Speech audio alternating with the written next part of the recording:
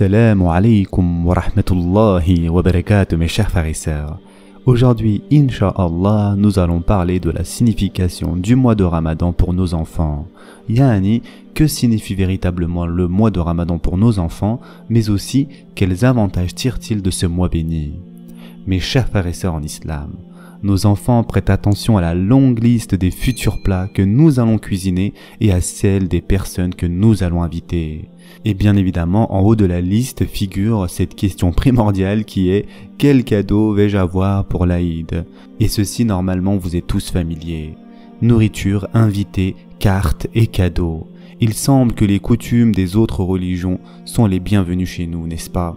Ce qui est plus effrayant encore, c'est que nous nous sommes mis à les imiter malgré qu'Allah Azza wa Jal et son prophète sallallahu alayhi wa sallam nous ont mis en garde. Et en effet, Allah subhanahu wa ta'ala dit dans le Coran « Et quiconque fait scission d'avec le messager, après que le droit chemin lui est apparu et suit ensuite un sentier autre que celui des croyants, alors nous le laisserons comme il s'est détourné, et le brûlerons dans l'enfer, et quelle mauvaise destination !» Surat An-Nisa, verset 115. Mes chers frères et sœurs en islam, il est tellement facile de tomber dans les pièges du matérialisme et de la société de consommation. Il apparaît clairement que nous aimons ce bas monde plus que jamais il ne l'a été. Beaucoup d'entre nous passent à côté des avantages que l'islam prodigue, nous apportant paix et tranquillité. Et Allah Azza wa Jal dit dans le Coran « Et quiconque désire une religion autre que l'islam ne sera point agréé, et il sera dans l'au-delà parmi les perdants. » Surat Al-Imran, verset 85. Notre nation, notre Ummah est en train de devenir de plus en plus comme le reste du monde. Il est même parfois difficile de faire la distinction entre les musulmans et les non-musulmans, car ils ont les mêmes apparences, les mêmes manières et agissent à l'identique. En effet, avec les réseaux sociaux qui ont pris de plus en plus d'ampleur, nous croyons en ce que ces réseaux sociaux nous rapportent et elles nous dictent le comportement à suivre si nous voulons devenir quelqu'un, c'est-à-dire une personne. Et ainsi, nous perdons notre identité islamique à un rythme alarmant. Nous recherchons les réponses à nos angoisses par le biais d'innovations appelées modernisme, mais nous ne pourrons jamais atteindre une véritable paix si nous ne croyons pas vraiment que l'islam possède les réponses à chaque problème affligé à l'humanité. Et en effet, Allah subhanahu wa ta'ala a dit « Est-ce donc le jugement du temps de l'ignorance qu'il cherche? Qu'y a-t-il de meilleur qu'Allah en matière de jugement pour des gens qui ont une foi ferme ?» Surat Al-Ma'idah, verset 50. Que pouvons-nous faire pour aider donc nos enfants à tirer profit de ce mois de Ramadan? Nous devons leur montrer que le mois de Ramadan est un des plus importants mois de l'année. Non pas parce qu'il exacerbe leur papille gustative, mais parce qu'il nous est très bénéfique dans notre culte. Nous prévoyons des mois à l'avance les mariages, les remises de diplômes, etc. Lorsque notre patron nous demande de faire un exposé, nous faisons de notre mieux, nous veillons tard la nuit, contrôlons plusieurs fois chaque petit détail et nous sommes perfectionnistes. Mais que faisons-nous pour nous préparer au mois de Ramadan? Achats supplémentaires, les enfants font des listes de cadeaux, nous éliminons des noms de notre liste pour l'iftar parce qu'ils ne nous ont pas invités pour un iftar durant le dernier Ramadan, nous cherchons dans nos livres de cuisine afin de trouver de meilleures et de nouvelles recettes excitantes, et ceci pendant ce mois béni.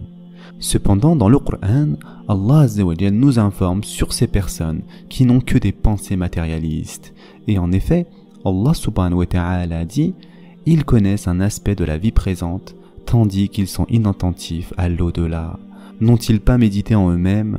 Allah n'a créé les cieux et la terre et ce qu'il y a entre eux qu'à juste raison et pour un terme fixé. Beaucoup de gens cependant ne croient pas en la rencontre de leur Seigneur. » Surat Ar-Rum, versets 7 et 8. Allons-nous donc suivre l'engourdissement de la majorité?